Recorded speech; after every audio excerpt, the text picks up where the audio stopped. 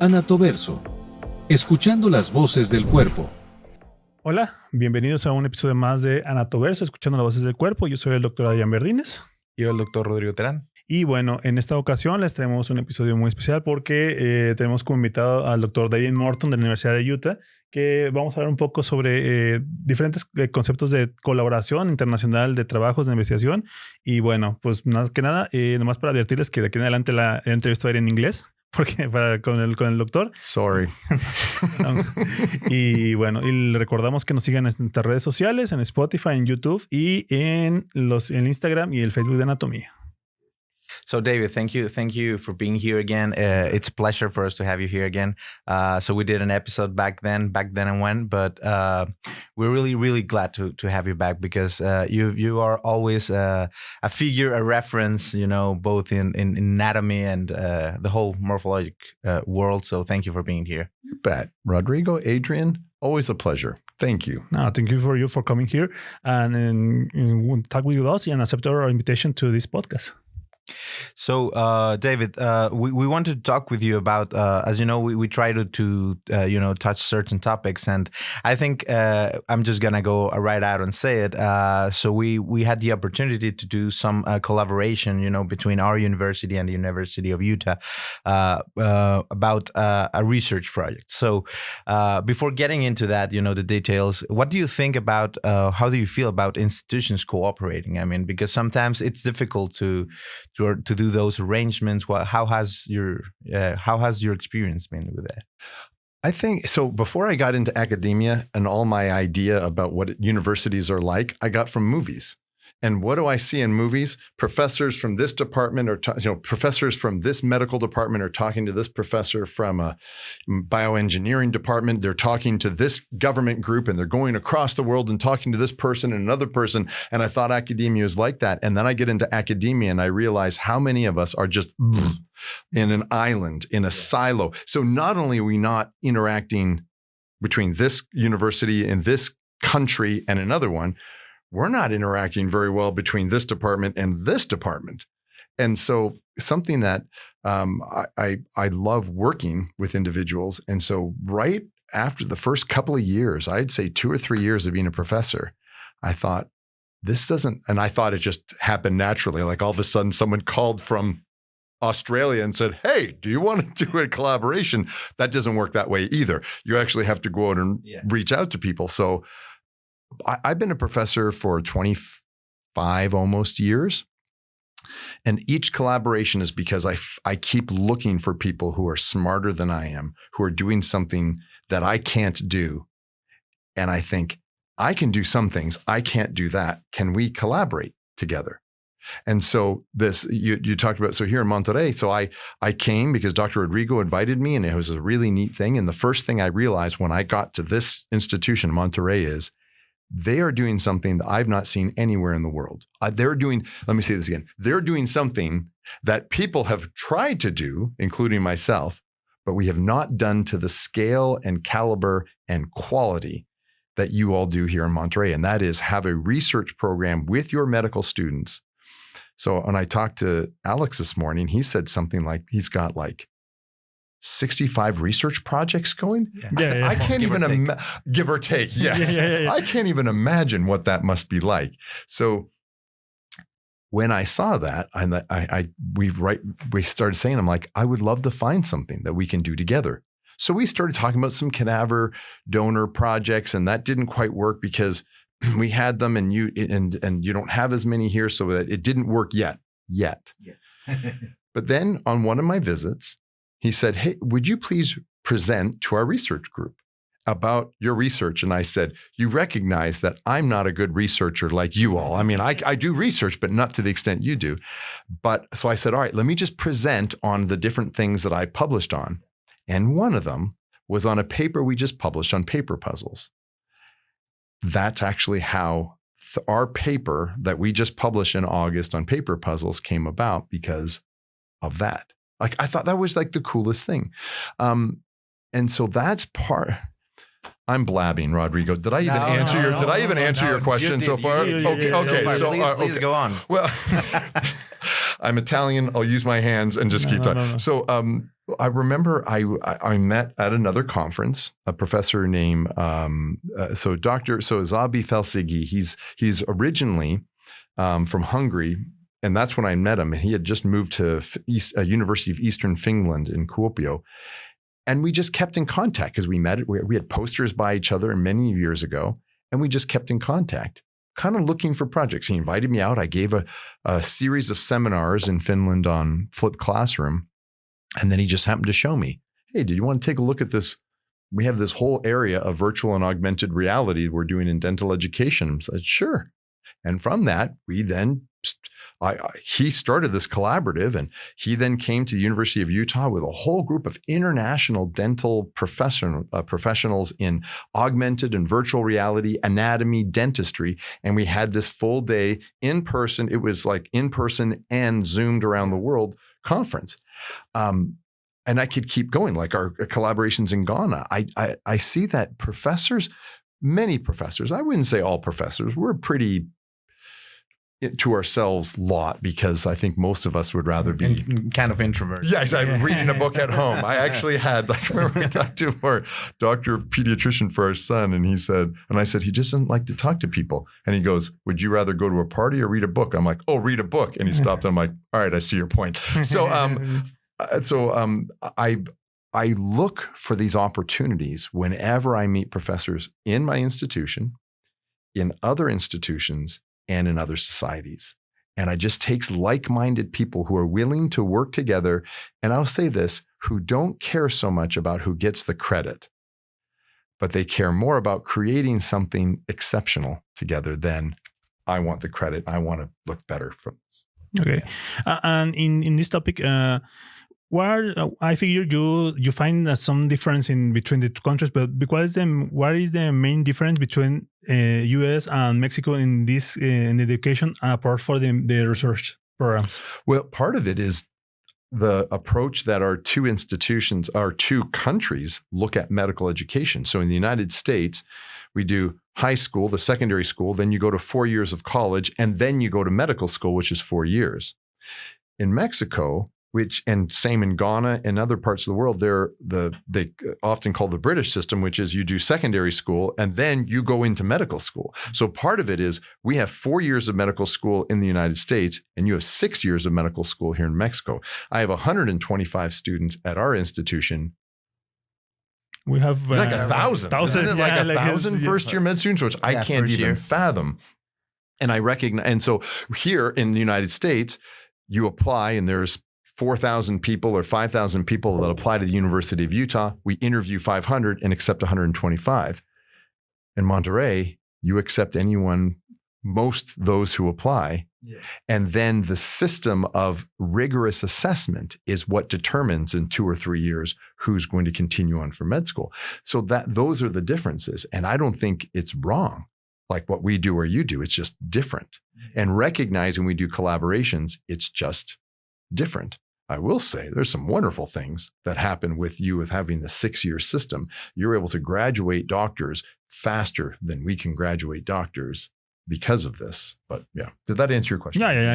Yeah, but like when you say it like that, so a big difference talking from the stand view of anatomy is you use system-based approach.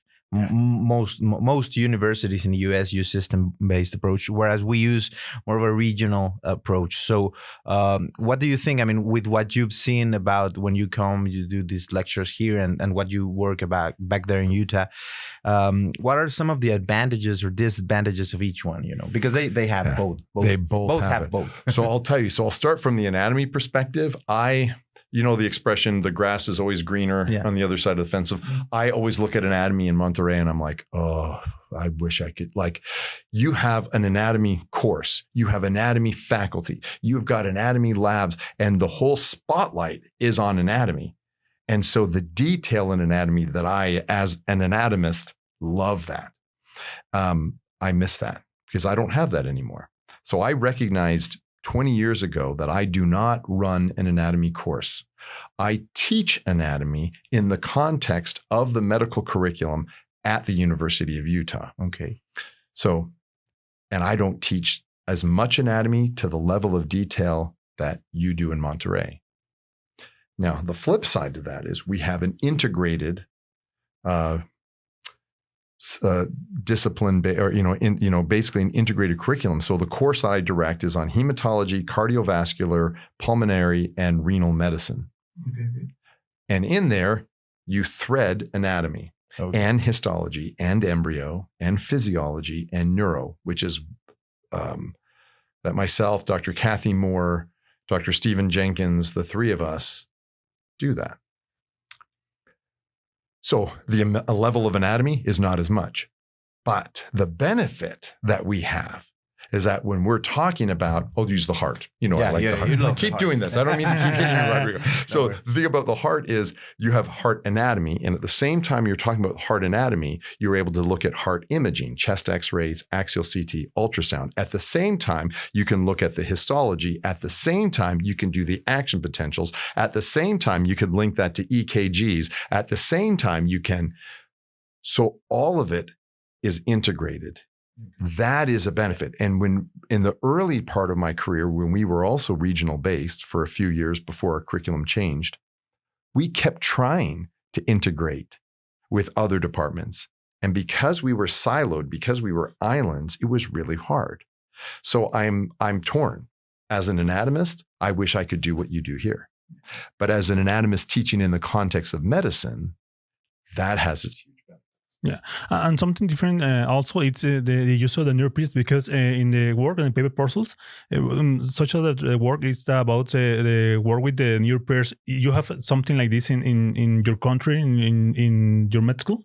So yes, not to the extent you have such a formalized program. And so we have but similar, your near peers are medical students that are farther up where they're at in their training. And what year are they typically? Well, they can start from second year, but most of them are third, fourth, fifth year. And it's such a benefit because they have the experience of learning the curriculum. At the same time, they are not so far away from first year that they don't remember what it's like to be a first year. So we have a similar thing, but not the number that you have. And so the near peers would be third or fourth year medical students. So when we do paper puzzles, like the project we did here, where the project we did in Monterey was gross anatomy and imaging, yes. Where we now take it and we do paper puzzles on microbiology, on a weekly drug list that they do, mechanism of action, side effects, stuff like that, anatomy, histology, physiology, the whole bit. And our third and fourth year students, they will then come as our medical students will grab an envelope and they'll say, I want to take a look at transporters in the nephron. And they're taking a look, and then there's integration with loop diuretics. And so they're doing this paper puzzle. Our third and fourth years will come around and help them. So unlike where the near peer is kind of direct, in ours, the medical students work on their own in groups of 2 or 3, and we filter through a large classroom. And someone will raise their hand and we'll come over and answer questions, or we just come up and test them. Okay. Did that answer your question, Adrian? Yeah. So it's a big part of your system, the integration. We've been trying to do that with some of our clinical cases and anatomy imaging and everything. But you're right. I mean, you need to help. You need to bridge the student, because sometimes it'll be like, oh yeah, so this concept anatomy, AV node and stuff. But then they read the case and then they see the patient has like a tachycardia or bradycardia or whatever, and they're like, what is that? They don't even know the word maybe, and that's not an anatomy word. Yeah, so am I going to be tested on this? And they'll say things like, am I going to be tested on this? You're like, well, it's part of the heart, but it's not an anatomical term. Yeah, it's not an anatomical term. Yeah, that's the difficult thing, to bridge. And I think it's a constant process to help them bridge, to find better ways to bridge that content. But I want to take back a little bit of what we were talking earlier about the collaboration, because from this paper puzzle collaboration, and what we were saying, I understand so networking, that big word, it's a big word that nowadays it's everywhere, every congress you go. How do you do networking, and with professors being so, like we were saying, a little bit of introverts and everything? What are some of the ways to, that you think, what advice do you have? to do networking? Oh, that's a great question. I don't know. That's a very good question. When I say I don't know, I'm just thinking of things that I've done and whether this is the perfect answer. I don't know. Like in your experience. Yeah. Part of one of the things I try to do is there was the definition of humility that I heard a while ago, and it has changed the way I my career. And I used to think that humility means you think less of yourself. Oh, I'm not good. I'm not good. Humility is not that. Humility is thinking less about yourself. Now, the reason why I think of that with your question is when I go to a meeting and I'm like, I feel nervous and I don't know if I want to talk to people. That's thinking, I'm not thinking of that graduate student who's there for a meeting on their own for the first time, standing alone, not knowing how to interact. So I go over and I talk. And if I'm in a group and let's say that we're at a meeting and hey, it's so good, like Rodrigo, Adrian, so good to see him. We get talking. And then what happens is we form this trio with our backs to everyone. Yeah. And what I try to do now is I try to look outside. And if I see someone, hey, good to see you. And if I know them, I say, hey, it's so good to meet, and bring them in. So the circle expands and get talking to them. Tell me about, you're here for a poster. Tell me about your poster. I can't tell you the number of times I've done that at meetings because I'm trying to think less about myself and think about that student. And then they talk about their research project. The reason why I mention this is most of the collaborations I've ever had happened because I met someone at a meeting. Yeah. True example. I was at the meeting in Chicago. Dr. Rodrigo came up and said, hey, I really liked your presentation. And we got talking. From that interaction at a meeting, and it wasn't immediate, that was 10 years ago. It took a decade. We have a paper that's published. I met Dr. Felsigi 15 years ago in Boston, and we published a couple of papers over the past 2 years. And we did a congress with a group of faculty from Ghana that I met 20 years ago, just last summer in Finland. It takes a long time sometimes in these collaborations, but part of it is trying to look at other individuals and bring them in and looking for common interests. That's one of the things. And then I'll bring back what I said before, caring less about who gets the credit and more about let's create something together. I'll also say that you and me, I heard a comedian call them me monsters at one time. And me monster is it's all about me. Yeah. We're going to do something, but I want the credit. I want first authorship. I want to make sure that everyone knows that I'm the one who did the work. And they're like, what happens if you meet someone like that? We've all worked with me monsters. Yes. And what happens is we'll do a project. I just won't work with the me monster again. I'll just try to find people who have a common interest of trying to create something. This is a great thing I'll say about Monterrey. You guys have so many students, and the number of times they do a research project and the first author on that paper is not Alex. Yeah. He did a lot of work, but he does it to put that med student as the primary author. That's how collaborations get made.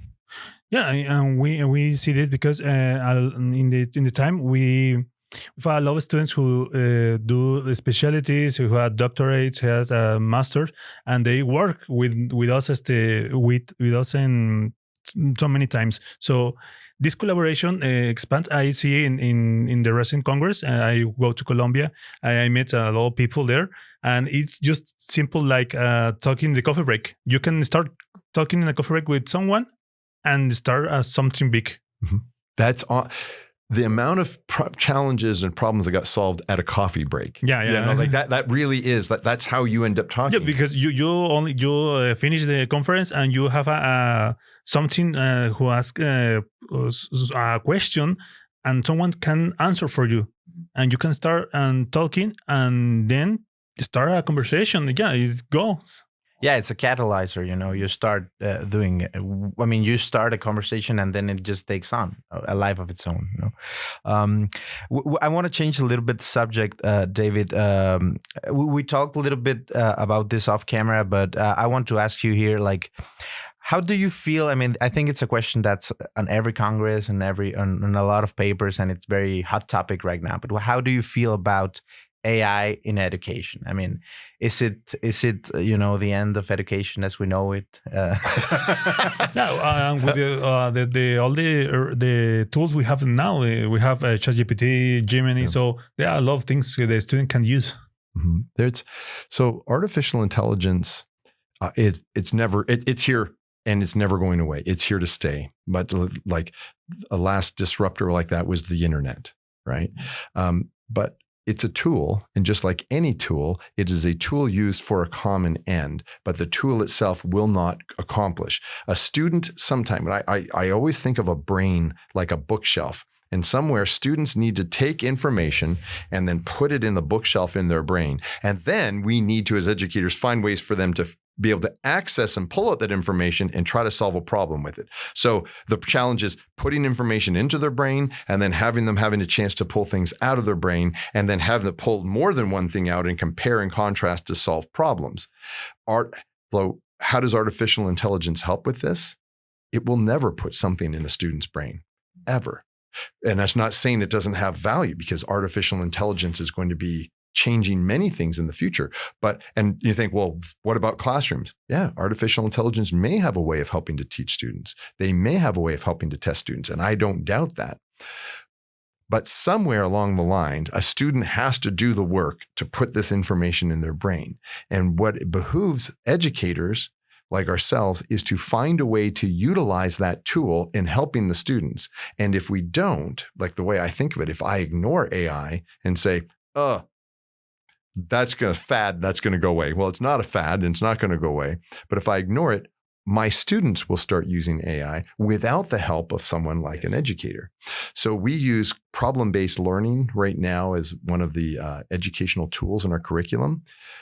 We're already starting collaborations with our medical students to help find ways that AI could be used to create a virtual patient who has the disease state that the case is about. Let's say that a patient has congestive heart failure. And part of the problem-based learning is that medical students have to then go through like a history of chief complaint and history of illness and lab values. But they also want to talk and interact with the patient, but we don't have a patient in the room. Yeah. So we're looking at using AI as a way of doing that. We have to look at, as educators, a way of utilizing the tool in helping a student and not ignoring AI. And at the same time, not thinking that AI is the silver bullet that will solve all of our educational problems. It's not the silver bullet, but it is an incredible tool to use. Did that answer your question? Yeah, I think it does. I mean, because I think some people are a little bit hesitant to use AI.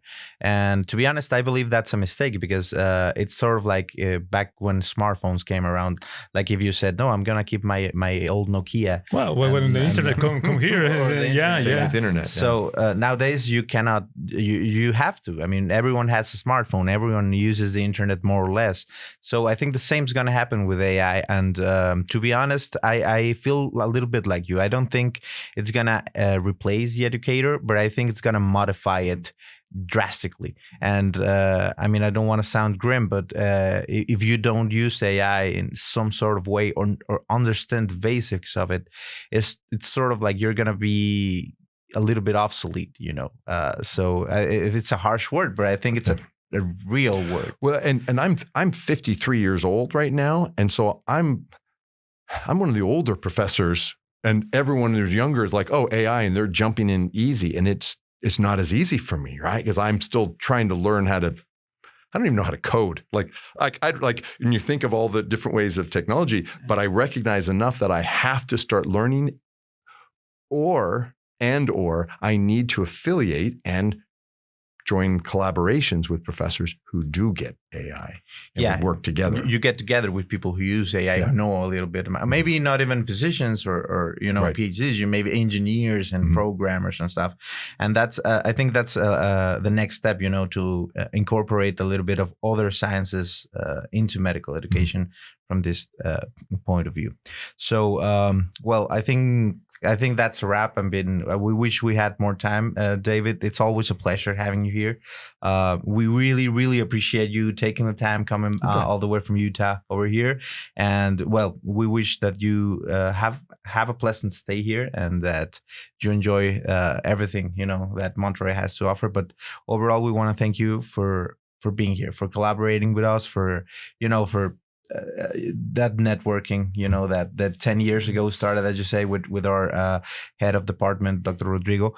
Thank you, because I think that's as a younger professor, that sort of gives you hope that academia is not all, being off to yourself. And like you at some point you gotta go out and see the world of academia.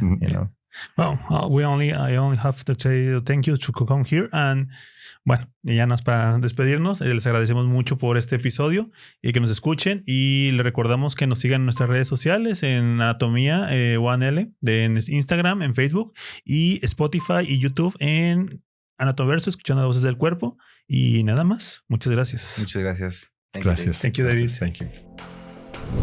AnatoVerso. Escuchando las voces del cuerpo.